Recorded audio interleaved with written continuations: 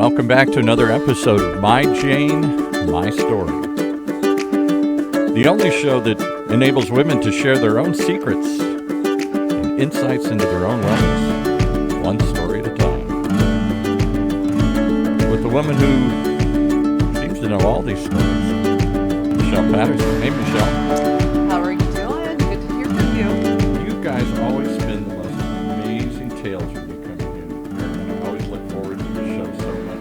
Your own journey and the journeys that all these women are on here. Who'd you bring with you today? Oh, I'm so excited. So Michele Ross, our Dr. Michele Ross, our Science Jane is here with us today. And not only is she a huge proponent of what we do at My Jane, she's just been instrumental in helping us really give women helpful tips and information back to us.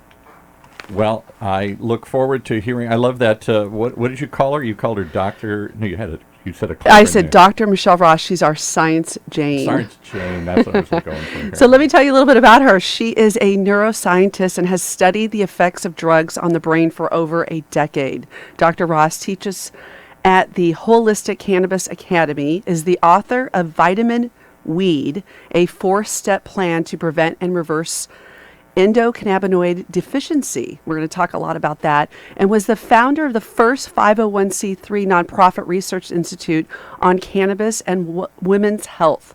So thank you for being a pioneer in that area. She's also the CEO of Infuse Health, and she consults patients around the world on using cannabis for emotional and physical pain and teaches on cannabis and motherhood. Fun fact, she starred on the hit CBS reality TV show Big Brother, and you can book an appointment and get in contact with her. And I want to give this out now, and we're also going to give it out at the end, but check out her website, which is Dr.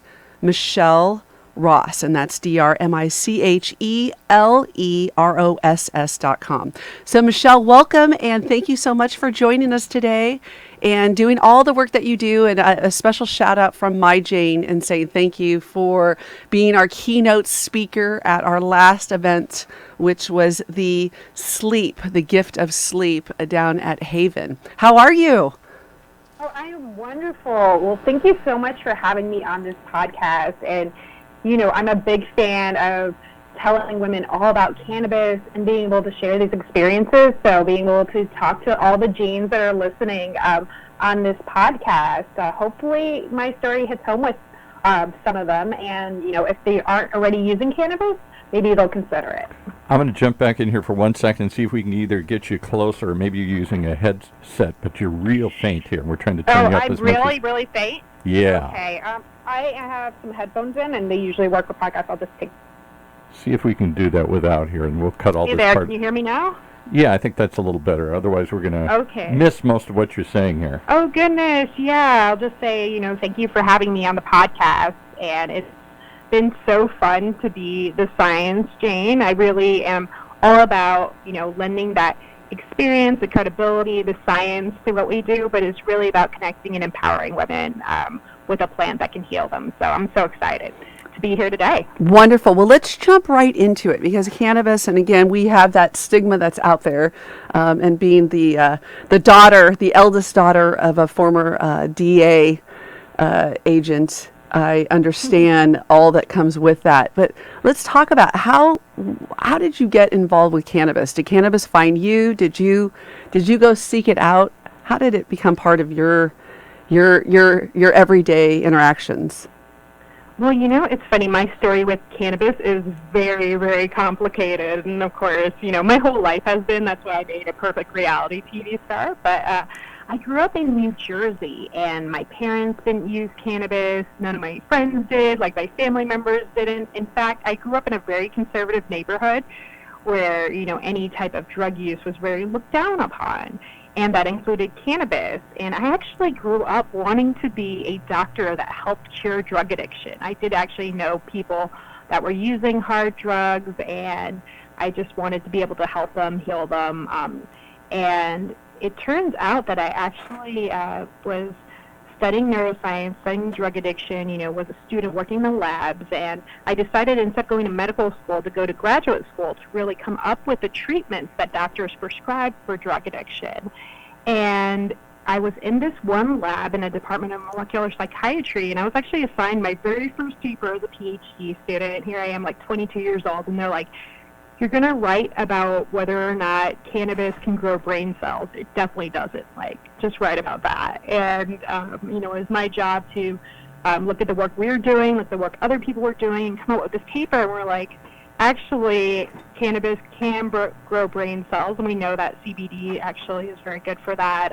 Some of the other cannabinoids have, positive and negative impact. But cannabis, in 2006, we still didn't know as much about it as we do today. It definitely wasn't legalized across the board, but I definitely did not think that I was going to be publishing a paper that was like, cannabis is sort of good for the brain. And that was like my first foray into it. And of course, I'm studying in like basically a department that is supposed to be looking to solve drug addiction. And of course, I couldn't really continue on with that project. I ended up studying cocaine, amphetamines and heroin and all sorts of the other hard drugs. But it got my brain thinking, and I was like, okay, cannabis is really, really interesting. We were starting to learn more and more about the endocannabinoid system as more research came out, and I met a lot of the amazing researchers behind, a lot of the headlines that you see now.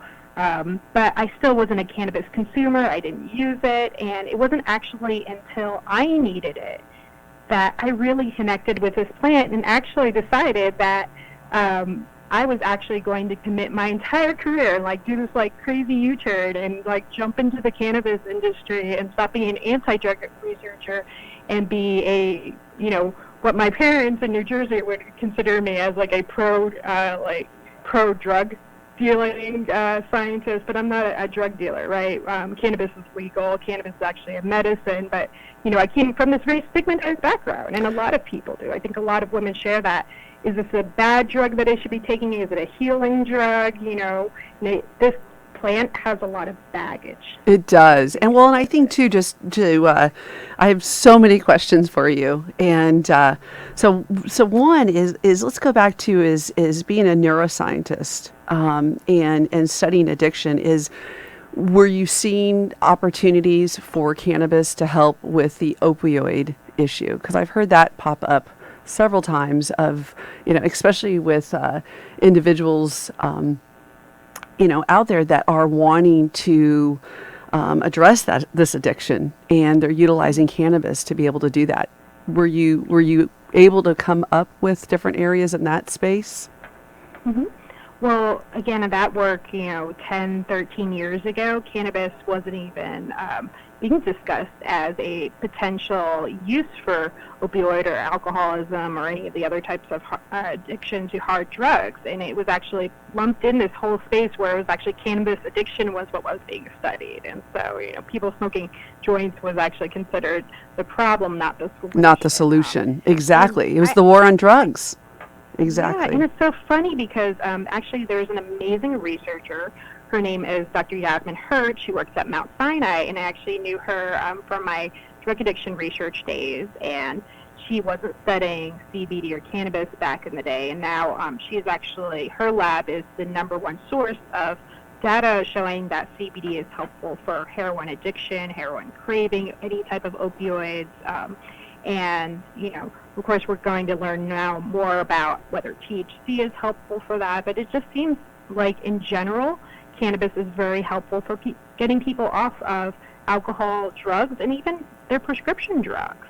Whether they're abusing them or whether they're using them for actual medical purposes. It just seems like when you use cannabis or CBD, your body restores itself and really rebalances itself so that you need less of these prescription drugs or you need less of these stress management techniques, which is, what I'd call alcohol is really what we use for stress management nowadays. It's not even really recreational. I think a lot of people use it for anxiety and depression, and a lot of people that use cannabis actually just notice that they use everything less, whether it's their Tylenol, their alcohol, their cigarettes, whatever it is, they're using less of it, and it's really pretty amazing. And as a neuroscientist, I can tell you the science all day.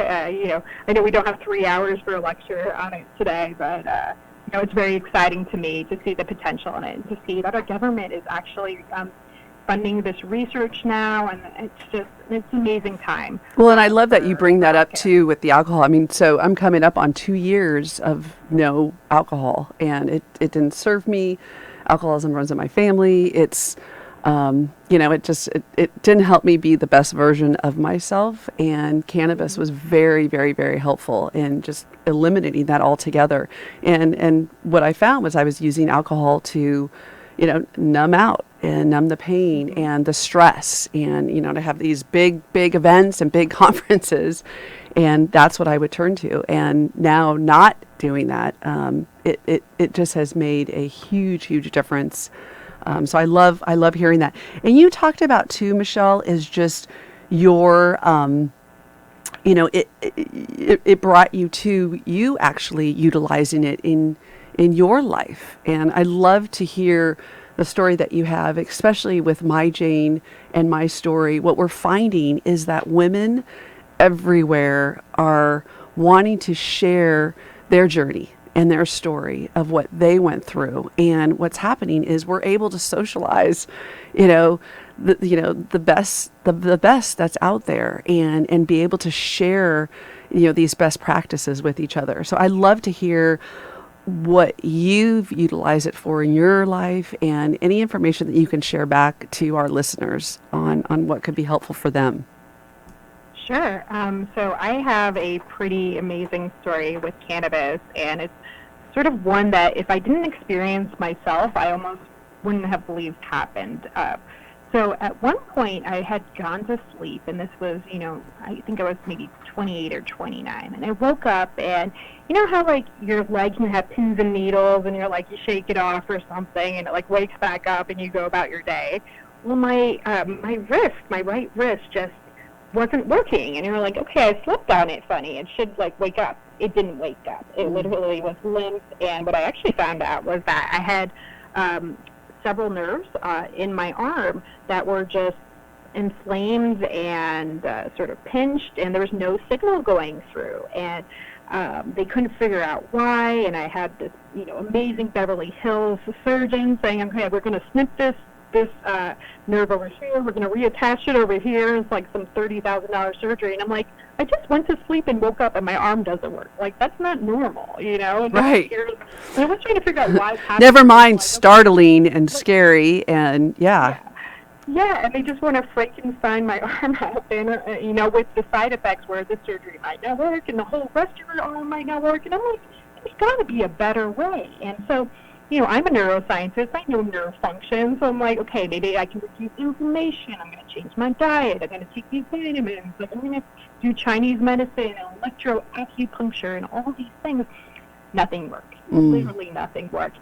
And finally, it was actually using cannabis topical on my arm, massaging a special part of my arm, I guess, where it was inflamed or pinching that nerve, and it was really starting to like wake up that nerve area, reducing that inflammation, because you can absorb those cannabinoids into your skin and into the muscle wherever it was inflamed, and heal the nerve. And actually taking cannabis as well. I didn't really use cannabis myself until I was almost 30. I mean, it wasn't something that was part of my culture. I grew up in New Jersey where it was illegal to use cannabis. I had moved to California, but I was a scientist. You can't be smoking weed while you're working in the lab. Like, that's not a thing. No, not a thing at all. And I think too, going back to your comment about how it was absorbing through your skin, people, they forget that that's our largest organ, is our skin. And so that's interesting. Were you surprised? It was like, wait a minute, this is working? Well, oh my goodness. So after having tried everything, like serious treatment, and nothing was working, to have a cannabis topical, and then to be ingesting like edibles and tinctures, and all of a sudden my pinky started moving, and then my other fingers started moving. It was about over 3 days. Like, I started to get like function in each of those fingers, and literally my wrist and nothing in my hand worked. And it was in pain. Like, before that, it was in pain all the time and cramped up. And I actually went to the doctors. I actually restored total function in my arm. I canceled the surgery. My surgeon was so angry at me. And he goes, "You definitely need it anyways." I'm like, "No, my hand's working. Like, I'm good." And to this day, actually, I still need to use cannabis topical on my arm. And my left arm is very similar. Turns out I did my genetics and everything, because I'm a scientist. I tried to figure out, like, sort of like the house doctor, house MD, like, what was wrong with me? Why couldn't they figure a diagnosis? Do I have MS? Do I have, like, what is wrong with me that caused that? And I went through my genetics. I figured out, like, I'm not really good at flushing toxins out of my body. So something went wrong. Maybe when I was in the lab, I was exposed to a lot of chemicals. Whatever it is, my body has some damage. And it's up to me to take control of my health and use whatever treatment that is going to be right for me. And it's not right for my doctor to tell me, you need prescription meds or you need surgeries, when in fact, just using cannabis topical and using, cannabis edibles is really what works for me. And then I had even more health problems later on that actually were caused when my doctors made me come off of cannabis to have surgeries or things like that. Like, doctors don't want you to be on cannabis when you have some surgeries because it does have blood thinning qualities. It can mess up with anesthesia. So it's actually really important for any woman listening.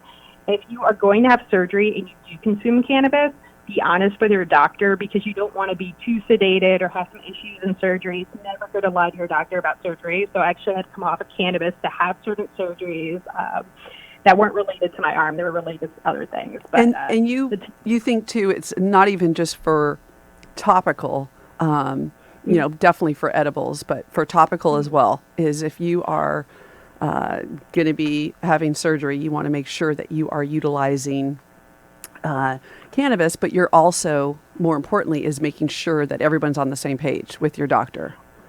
Well, I don't think that there's as much research about how topicals and anesthesia interplay, but you actually don't absorb that many cannabinoids into your bloodstream. So I would say if somebody's using, say, a CBD pain cream for arthritis or something on their hands and they're going for surgery, it's probably not going to be a big problem. But, just let your doctor know. But in most cases, I don't think that they'll be too concerned about a topical. But again, it's all about the product. There's products that are just lotions, for like rashes or like slight, pain. They don't penetrate deep. And then there's things that we call transdermal lotions, which are supposed to actually be absorbed into your bloodstream and your body. So it's really important to just know what you're taking. And if you have any confusion at all, that you talk to a trained professional about that, because, you don't want to mess, with your health in these very, potentially dangerous situations. Surgery could be a life or death situation. Absolutely. And I want to talk a little bit, too, about your comment back to the doctor was in canceling your surgery, because that's a really, really, really big deal. I mean, you want to talk about somebody who is stepping into truly owning their wellness. It's like, this is happening to me, and pushing back on the doctor and saying, you know what, no, this is not the path that I'm going to take today. This is what I need. What made you do that? How did you get that confidence? Is it because you yourself are a doctor? Because that's a lot of women face that, where you go into these situations, and that's why I highly, highly recommend always to get multiple opinions. Don't ever go into a situation where you're not getting multiple opinions, because sometimes we, by pulling this together and pulling this information, we can come up with even a better solution than if we were working at it independently. We truly are able to address that. So talk to us about that and the process you went through. Yeah. So a lot of people automatically assume, because I am a PhD neuroscientist, that other MDs respect my opinion more. But of course, it's like, if you're a cardiologist and you go to the dentist is like, I know teeth, lay off cardiology. Yeah, I know teeth. So heart, back up.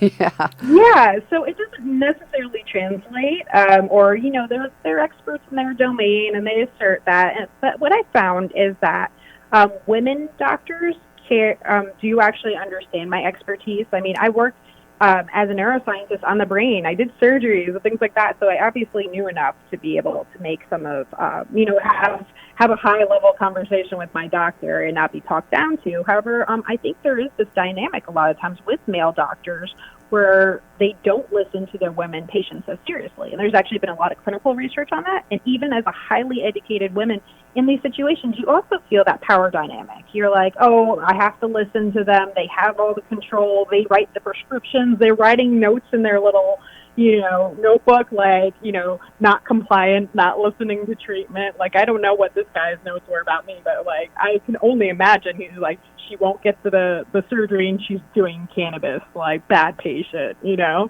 Yeah. And, but you have to be your own advocate. You have to know when the relationship is not positive for you. I mean, a doctor-patient relationship could even be toxic. We talk a lot about toxic friendships, toxic spouses, things like that, but you really want to be with a doctor that understands your lifestyle, your needs, and wants to see the best for you. And I think that not all clinicians really have your motives in mind, or they're just doing medicine the way that they've been taught for years, and cannabis wasn't part of that, and they're not open to it. But I really stress, find out what works for you, explore, be empowered. I love the idea of an empowered patient, and I love the idea of cannabis being able to help bring back power to women patients, because no longer is taking care of your health really dependent on this gatekeeper, this doctor. They have that little prescription pad, and they have all the power on whether you get better or you don't. Do you get the medication you deserve or the dosage that's appropriate for your condition, or do they not listen to your symptoms? They do not help you. Cannabis, you can use it as CBD, you can use it as THC, you can go to the dispensary, you can go pick up what you need, and you can dose yourself as you think appropriate. So it really brings back healing to you. Like, you are your own doctor with cannabis, and that is the most exciting and empowering thing for women, and why I love cannabis as a women's movement, because if we're not healthy, our children aren't healthy, our spouses, our partners aren't healthy, like, everything falls apart when the woman isn't healthy. And I really think that cannabis is allowing people to really get back in touch with their health, both their mental and physical health, and just be their best version of themselves. Absolutely. And that's how we started off the conversation. And I'm so excited to have you back on the show and really welcome you to our newest member of the advisory board. So Dr. Michele Ross, you can find her at her website, which is drmicheleross.com. And again, I want to say thank you so much, because you really give tools into how to own your wellness, how to be your advocate, and it's all about what My Jane is about. So thank you so much, Michele, and look forward to having you back on the show and working with you on this journey that we're going through, and really educating our community. Thank you so much. Oh, thank you so much, Michele, and have a wonderful day. Thanks. All right, everyone. Bye-bye.